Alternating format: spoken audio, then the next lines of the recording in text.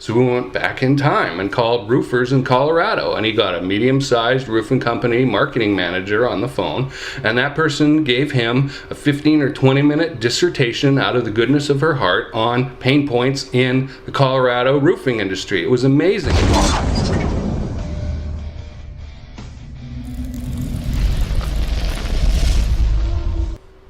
Hi, this is Jason Kanigan, the president of Sales on Fire. I wanted to talk to you today about information interviews, and they're very closely related to pain points. Before we start off with that, I wanted to point out something that has escaped my attention for 40 years, and that is a different kind of notepad. This is a dot notepad. Hopefully you can see that.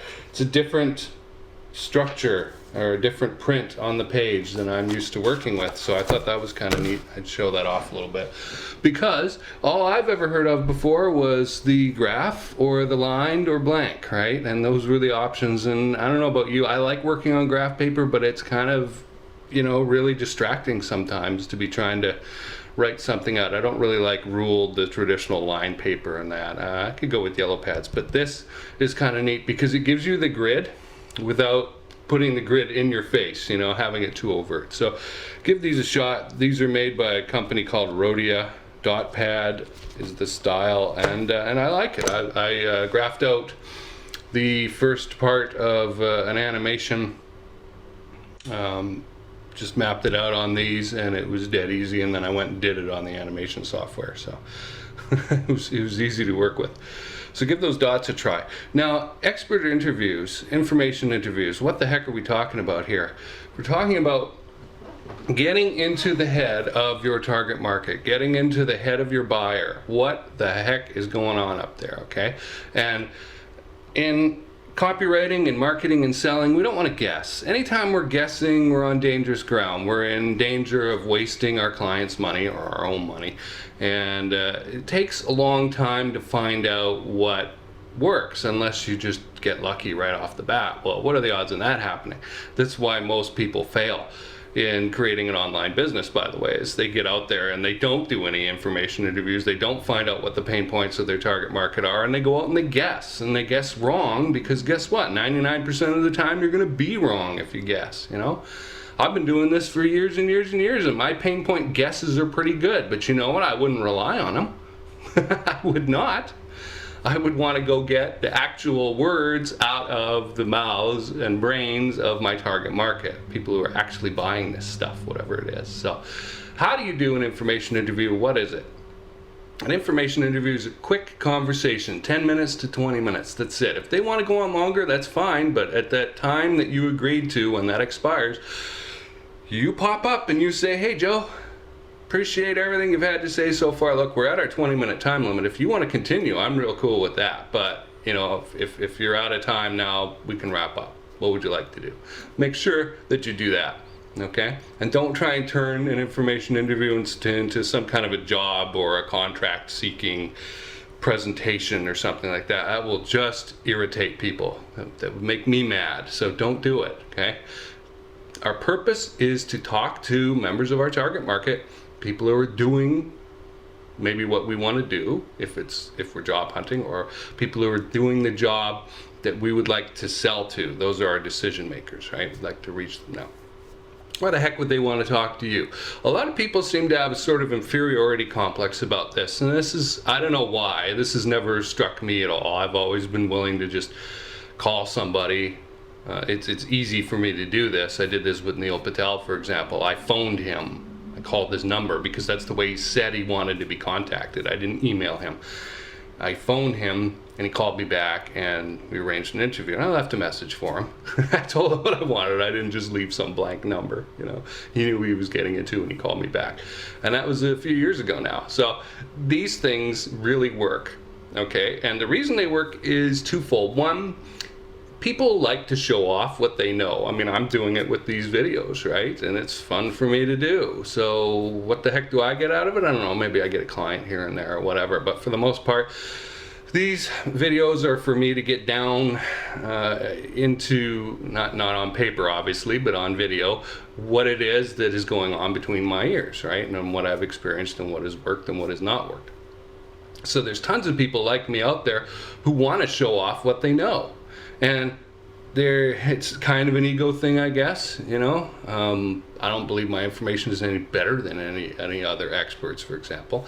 But it's fun to be asked, right? And for a lot of people, you're going to find that that's the case. They want to share.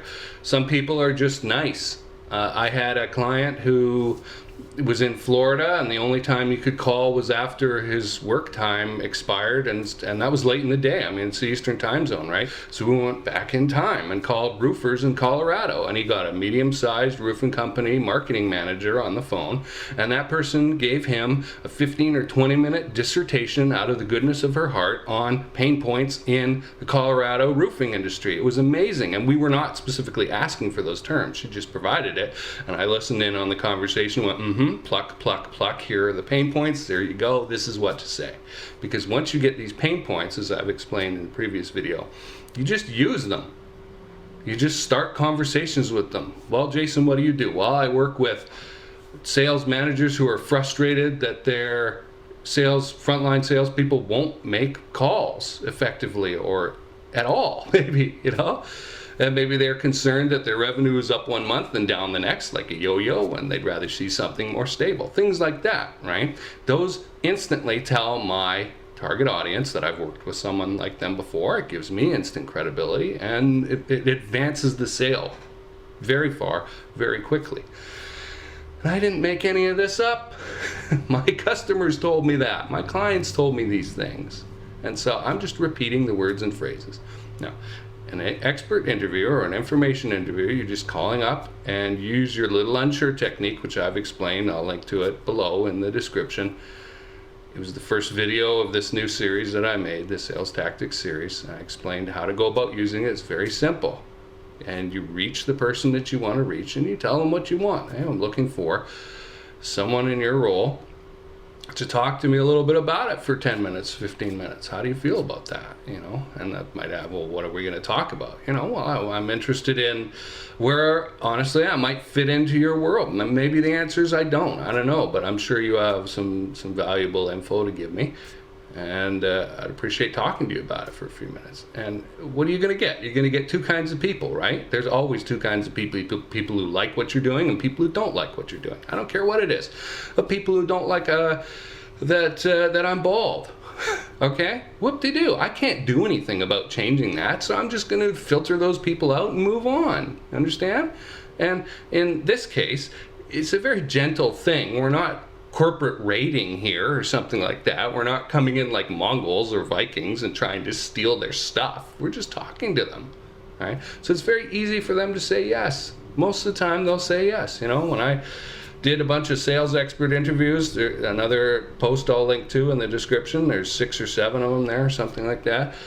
I would get like 5 out of 7 emails that I sent out. These people would not be interviewed by anyone. These were not people going out on the podcast circuit or something like that. They were people who had offline, real jobs, you know, and were experts in their field and did consulting and that. And I reached out to them, and they were happy to talk to me. Happy to talk to me for like 20 minutes. And you can hear the recorded conversations. And it's not because I'm so amazing. They never heard of me before. It's because I bothered to ask, and I had a structure about how to go about asking.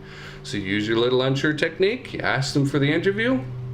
You have some good questions about how they do what they do, right? What problems do they encounter? If they could fix one thing, really, that's like super important in their world that they keep stumbling over again and again and again, what would that be? And these things will elicit those kinds of pain point language that we want to hear. You know, you just listen to the interview. Like, for me, as I'm doing it, they'll pop out to me. For you, you might have to listen to the interview a couple times, but those phrases should be there. Gosh, I'm really sick and tired of it when this happens, you know?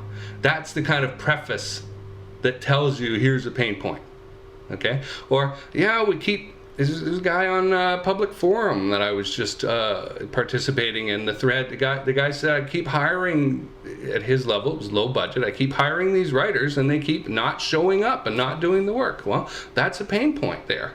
Okay, I could address that. So could you probably if you put some mind power to it, right? But hearing that, there's copy for your ad, you know? Are you sick and tired of hiring writers who never submit the work or are always screwing you around with delays, right? That's an important thing. And there's a reason why that happens, you know? So back to our point here though, have some guts, have some self-confidence. You know, you don't need to be overflowing and oozing with this stuff. You don't need to be an arrogant jerk. Hey, I'm bothering to ask you to see if you could, you know, throw a few tidbits my way. You know, I'm so awesome already. But that's not the attitude. The attitude is with some humility, right? You know, hey, I'm new to this market. I want to help out. I know I can help somebody like you. I just want to find out exactly how that key fits into the lock, you know, and I figure by talking to folks like you who are actually doing this role, I'm going to learn a lot. So are you interested in doing this? Right? It's that simple. There's no rocket science here. It's just bothering to ask. It is you having the momentary guts to ask. That's all. And that will take you very, very far. That might be the essence of selling there, you know.